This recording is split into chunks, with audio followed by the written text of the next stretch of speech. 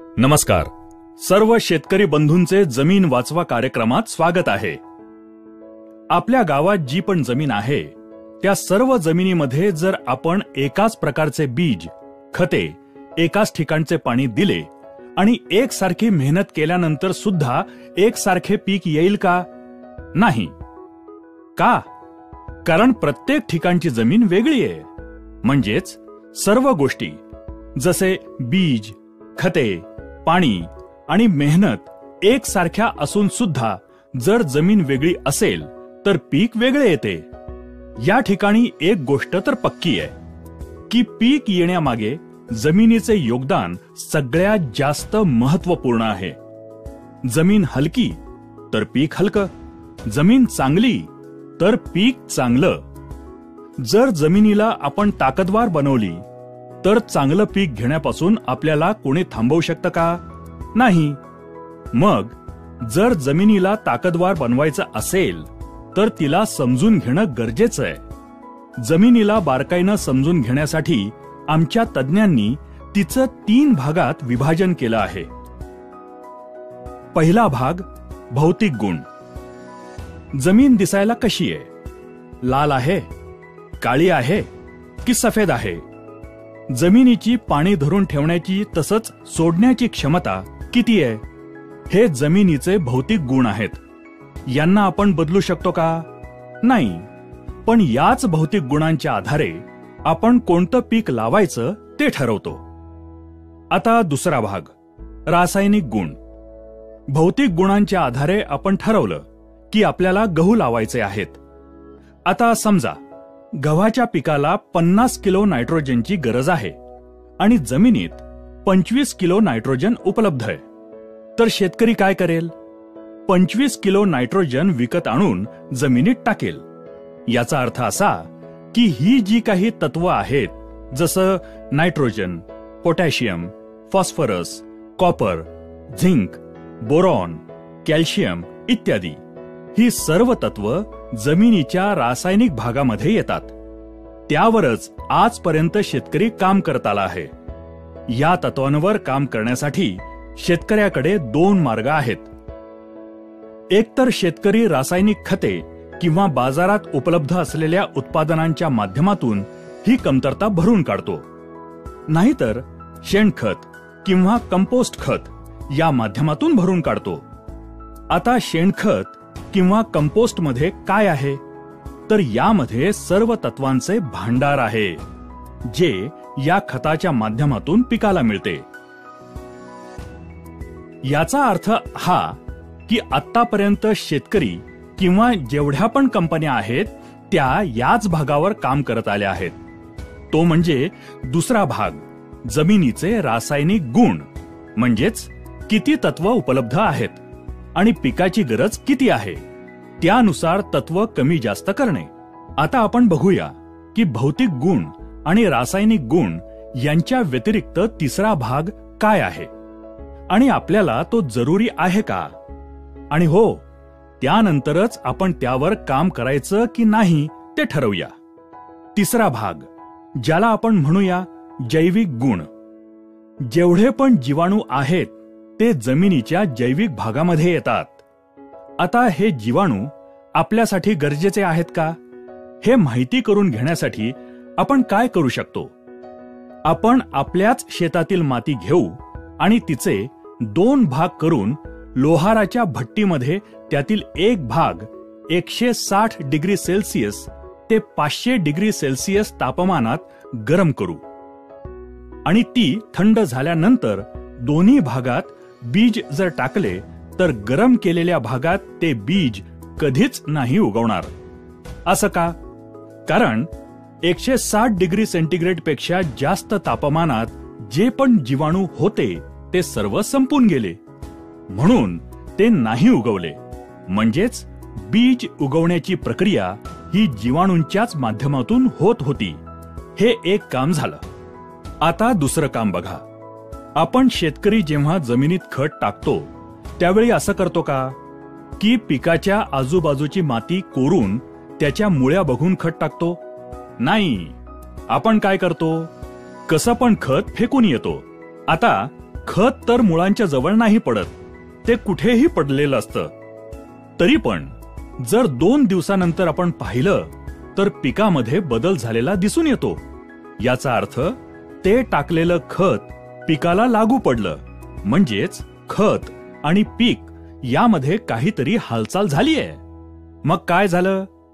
खत चालून पिकाकडे गेलं की मुळ्या बाहेर येऊन खत खाऊन परत आत गेल्या? नाही, असं काही नाही झालं. या कामामध्ये सर्वात महत्वाचं काम जीवाणूंचं असतं.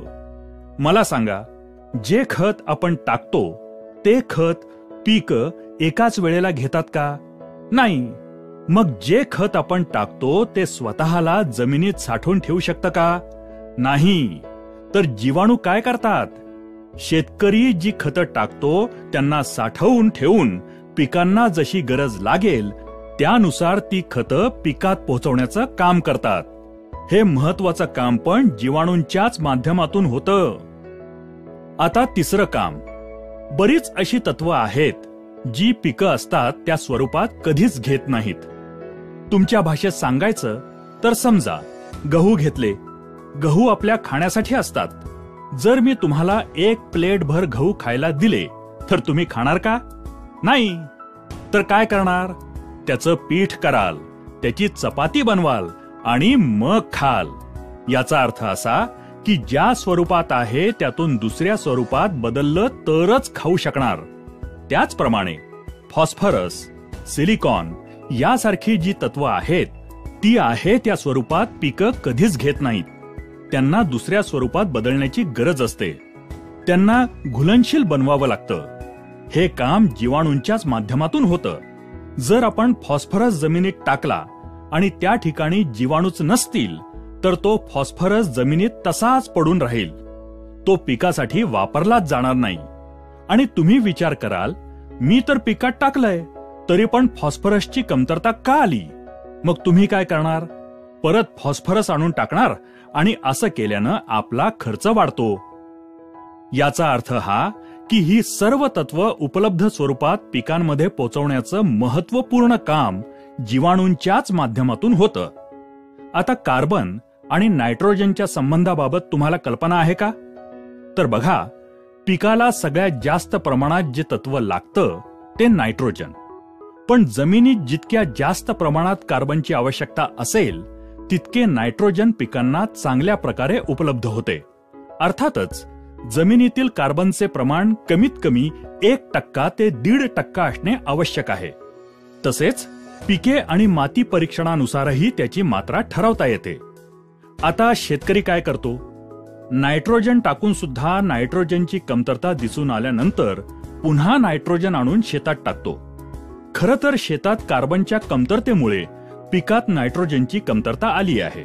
आता जमिनीत जर कुठलेही तत्व जसे nitrogen, phosphorus, potash, copper, zinc, sulphur या व्यतिरिक्त कुठलेही तत्व कमी असेल तर आपण बाजारातून विकत आणून टाकू शकतो. पण कार्बनची कमतरता असेल तर तो बाजारात विकत मिळतो का? नाही. कार्बन जमिनीत उपलब्ध करण्याचा एकच मार्ग आहे, शेणखत किंवा कंपोस्ट खत. आता हे शेणखत किंवा कंपोस्ट खत काय आहे? हे मोठ्या पातळीवरचं तत्वांचं विघटन आहे.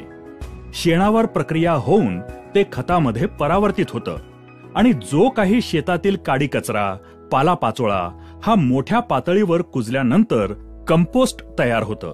जेव्हा शेतकरी हे सर्व शेतात टाकतो तेव्हा जीवाणू त्यावर प्रक्रिया करून या खताचं सूक्ष्म पातळीवर विघटन करून त्याच्या आतमध्ये जी तत्व असतात ती काढून पिकांपर्यंत पोचवल्यानंतर जो भाग उरतो तो कार्बन असतो.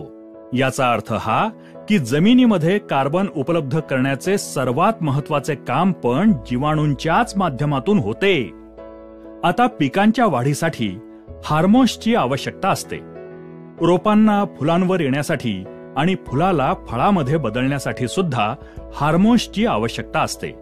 हे हार्मोन्स तयार करण्याचे काम सुद्धा जीवाणूच करतात. आता रोपाला वेगवेगळ्या आजारांपासून, कीटकांपासून बचाव करण्यासाठी स्वतःमध्ये औषध तयार करायची असतात. बघा, कधी कधी आपल्या शरीरावर काही कापलं तर बिना औषधानं ते बरं होतं. कधी कधी एखाद्या तंदुरुस्त माणसाला जर ताप आला तर बिना औषधानं तो बरा होतो. कारण आपलं शरीर आतल्या आतमध्ये औषधे त्यासाठी बनवत असतं. त्याचप्रमाणे पिकामध्ये ही जी काही ताकद आहे ती जीवाणूंच्या माध्यमातून तयार होते. आता पहिल्यापासून बघितलं तर बी उगवण्याचं काम, आपण जी खते टाकतो ती स्वतःकडे साठवून पिकांपर्यंत पोहोचवण्याचं काम, तसंच तत्वांना दुसऱ्या स्वरूपात बदलून पिकांपर्यंत पोहोचवण्याचं काम, तसंच कार्बन जमिनीत उपलब्ध करण्याचं काम, जोडीने हार्मोन्स बनवण्याचे काम आणि औषधे तयार करण्याचे काम, ही सर्व महत्वपूर्ण कामे याच जीवाणूंच्याच माध्यमातून, याच जमिनीच्या जैविक गुणांच्या माध्यमातून होतात. तर आता मला सांगा, आजपर्यंत शेतकऱ्यानं या जैविक भागावर किती काम केलंय? मी शेतकऱ्याला एक प्रश्न विचारतो की शेतीचा मजूर कोण आहे? तर शेतकरी म्हणतो, मीच शेतीचा मजूर आहे. मीच दिवस रात्र शेतामध्ये राबत असतो. जर शेतकरी मजूर आहे तर मी शेतकऱ्याला हातात एक बी देतो. शेतकरी स्वतः त्याला अंकुरित करू शकतो का? नाही.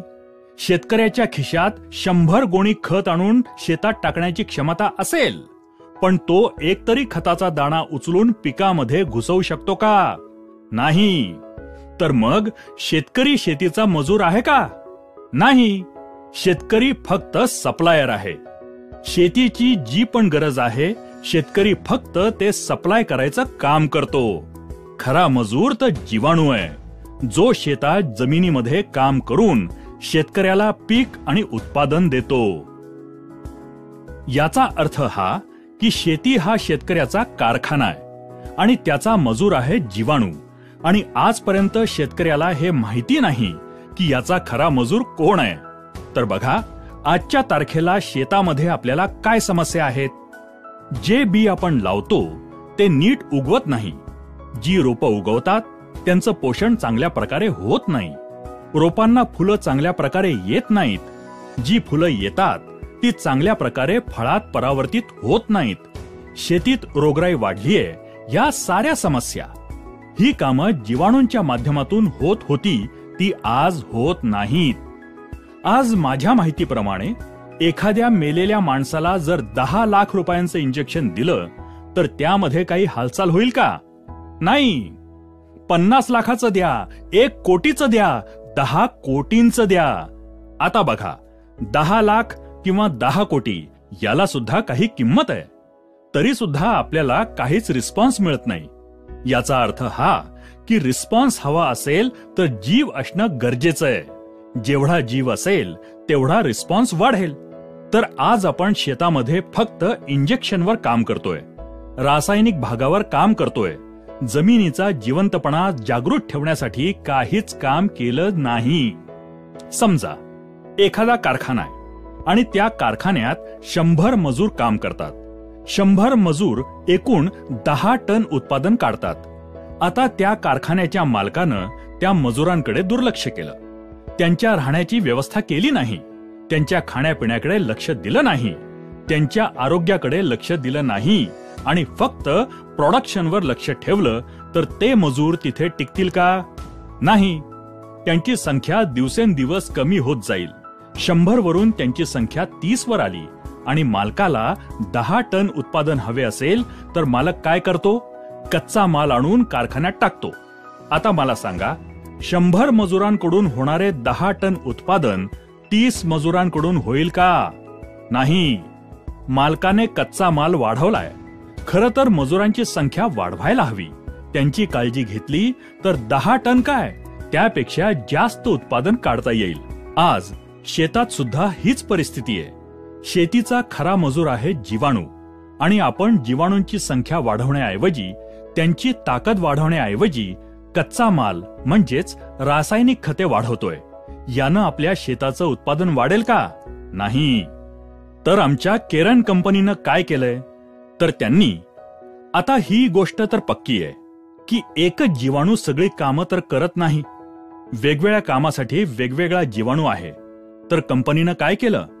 जमिनीत फायदा करणारे जेवढे पण जीवाणू असतात ते सर्व जीवाणू शोधून काढले आणि त्या सर्व जीवाणूंची संख्या जमिनीत कशी वाढवता येईल, तसंच त्यांना काम करण्यासाठीचे वातावरण कसे तयार करता येईल यावर प्रयोगशाळेत संशोधन करून बायो ऑर्गॅनिक सॉइल सोल्युशन, बॉस, ओरिकेन, ओनिटॉन आणि कॅमिटॉन हे तंत्रज्ञान विकसित केले. हे तंत्रज्ञान जसे आपण जमिनीत सोडले तसे त्या जमिनीतील जीवाणूंची संख्या करोडोंच्या पटीनं वाढत जाते. तसंच त्यांना काम करण्यासाठीचे पूरक वातावरण तयार होते. त्यामुळे तुमच्या त्या जमिनीची ताकद वाढते आणि जमिनीमध्ये जीवाणूंच्या माध्यमातून होणारी सर्व कामे वेगानं सुरू होतात. शेतकरी जेवढा कच्चा माल किंवा रासायने शेतात टाकतो आणि मेहनत करतो त्याचे भरपूर रिटर्न्स शेतकऱ्याला त्याच्या शेतातून द्यायला सुरू करतात. बॉस, ओरिकेन, ओनिटॉन, कॅमिटॉन या तंत्रज्ञानाचा वापर शेतकरी त्याच्या जमिनीमध्ये वेगवेगळ्या प्रकारच्या स्लरीच्या माध्यमातूनही करू शकतो. जर शेतकऱ्यानं असं केलं तर त्याची जमीन खूप वेगानं रिस्पॉन्स देऊ लागते आणि माझ्या अनुभवानुसार ते पीक तुमच्या संपूर्ण भागात नंबर 1 चे पीक असेल. तसेच तुमच्या जमिनीची उत्पादन क्षमता सुद्धा वाढेल. मी शेतकऱ्याला एक गोष्ट नेहमीच सांगतो की पहा, तुमचं अर्ध आयुष्य गेलं कोणतं खत चांगलं आहे, कोणतं बी चांगलं आहे हे शोधण्यात, आणि आज पण तुम्ही शोधतच आहात. 3 महिने जर तुम्ही आम्ही सांगतो तसं केलं तर माझा दावा आहे की त्यानंतर तुमचा शोध संपेल. आम्ही तुम्हाला पूर्ण शेतात नाही टाकायला सांगत. तुम्हाला जेवढं टाकावंसं वाटेल तेवढ्याच एरियात टाका आणि बघा, जर तुमच्या जमिनीत बदल झाला तर तुम्हाला दुसऱ्याच्या विश्वासाची गरजच नाही. हे घेऊन तुमचं संपूर्ण शेत, संपूर्ण जीवन कसं चांगल्या प्रकारे समृद्ध करता येईल ते तुम्ही ठरवू शकता. कारण जगात काय होतंय यापेक्षा आपल्या शेतात काय होतंय ते जास्त महत्वाचं आणि गरजेचं आहे. आमचे जे कोणी सहकारी तुमच्याकडे येतात त्यांच्याकडून पिकानुसार त्यामध्ये आमची ही केरन टेक्नॉलॉजी कोणत्या प्रकारे वापरायची आहे याची पूर्ण माहिती तुम्ही घेऊ शकता. आमच्या या कार्यक्रमाला आपण लक्षपूर्वक उपस्थित राहिल्याबद्दल, आपला मूल्यवान वेळ दिल्याबद्दल सर्व शेतकरी बंधूंना केरन कडून खूप खूप धन्यवाद.